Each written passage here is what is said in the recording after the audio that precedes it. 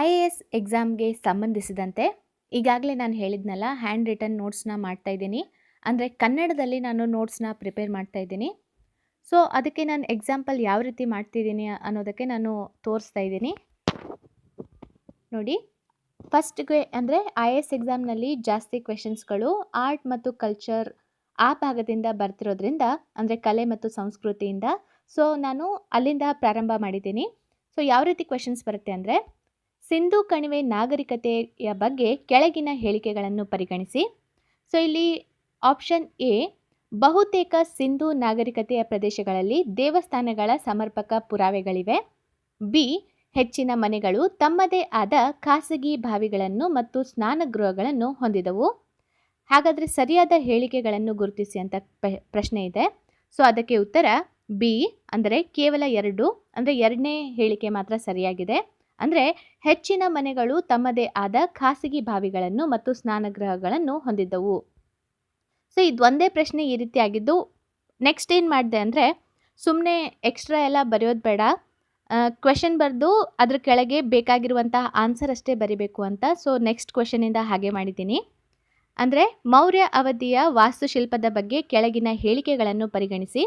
So ಒಂದನೇದೇನೆಂದರೆ ಹೇಳಿಕೆ, ಹೆಚ್ಚಿನ ಆಕಾರಗಳು ಮತ್ತು ಅಲಂಕಾರಿಕ ರೂಪಗಳು ಸ್ಥಳೀಯ ಮೂಲದ್ದಾಗಿದ್ದರೂ ಕೆಲವು ವಿಶೇಷ ಪ್ರಕಾರಗಳು ಗ್ರೀಕ್, ಪರ್ಷಿಯನ್ ಮತ್ತು ಈಜಿಪ್ಟ್ ಸಂಸ್ಕೃತಿಗಳ ಪ್ರಭಾವವನ್ನು ತೋರಿಸುತ್ತದೆ. ಹಾಗೂ ಬಿ, ಮೌರ್ಯನರ ಕಲೆ ಮತ್ತು ವಾಸ್ತುಶಿಲ್ಪಕ್ಕೆ ಅಶೋಕನ ಏಕಶಿಲಾ ಸ್ತಂಭಗಳು ಅದ್ಭುತ ಉದಾಹರಣೆಗಳಾಗಿದೆ. ಸೊ ಇದಕ್ಕೆ ಉತ್ತರ 2 ಹೇಳಿಕೆಗಳು ಸರಿಯಾಗಿದೆ.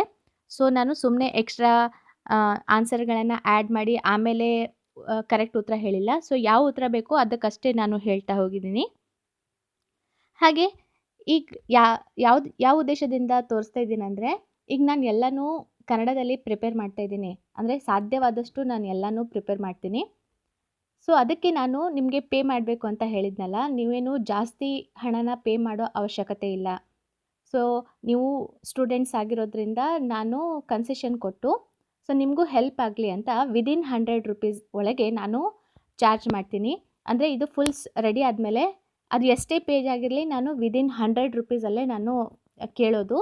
ಸಮ್ಟೈಮ್ಸ್ ಒಂದು ವೇಳೆ ನೋಟ್ಸ್ಗಳು ಕಡಿಮೆ ಆಗಿದ್ದರೆ, ಅಂದರೆ ಬೇರೆ ಪಾರ್ಟ್ಗಳನ್ನು ಮಾಡೋ ಟೈಮಲ್ಲಿ ನೋಟ್ಸ್ಗಳು ಕಡಿಮೆ ಪೇಜ್ ಇದ್ದರೆ ಅವುಗಳನ್ನು ವಿದಿನ್ 50 ರುಪೀಸಲ್ಲಿನೂ ಕೂಡ ನಾನು ಚಾರ್ಜ್ ಮಾಡ್ತಾಯಿದ್ದೀನಿ. ಸೊ ಎಲ್ಲರಿಗೂ ಹೆಲ್ಪ್ ಆಗಲಿ ಅನ್ನೋ ದೃಷ್ಟಿಯಿಂದ, ಮತ್ತು ನಿಮಗೂ ಹೆಲ್ಪ್ ಆಗಲಿ, ನಾನು ಪಟ್ಟ ಕಷ್ಟಕ್ಕೂ ಫಲ ಸಿಗಲಿ ಅನ್ನೋ ದೃಷ್ಟಿಯಿಂದ ನಾನು ವಿದಿನ್ 100 ರುಪೀಸಲ್ಲಿ ಮಾಡ್ತಾಯಿದ್ದೀನಿ. ಸಮ್ಟೈಮ್ಸ್ ವಿದಿನ್ 50 ರುಪೀಸಲ್ಲೂ ಇರುತ್ತೆ. ಸೊ ಹಾಗೆ ಇನ್ನೊಂದು ಉದಾಹರಣೆ ಏನಂದರೆ, ಸಿಂಧೂ ಕಣಿವೆ ನಾಗರಿಕತೆಯ ಅಂತ್ಯಕ್ಕೆ ಏನು ಕಾರಣವಾಯಿತು?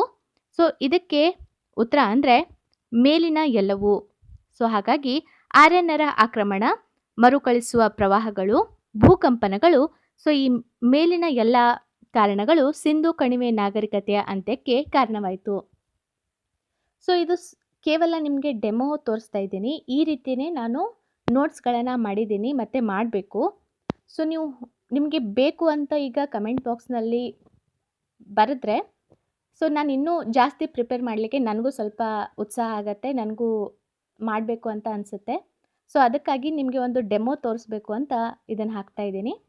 ಸೊ ನೀವೇನು 400, 500, 1000 ಗಟ್ಟಲೆ ಕೊಡೋ ಅವಶ್ಯಕತೆ ಇಲ್ಲ. ವಿದಿನ್ 100 ಅಥವಾ ವಿದಿನ್ 50 ರುಪೀಸಲ್ಲಿ ನೀವು ಈ ನೋಟ್ಸ್ನ ಪರ್ಚೇಸ್ ಮಾಡ್ಬೋದು. ಸೊ ಆ ಉದ್ದೇಶದಿಂದ ನಾನು ಈ ಮಾಹಿತಿಯನ್ನು ಕೊಡ್ತಾ ಇದ್ದೀನಿ.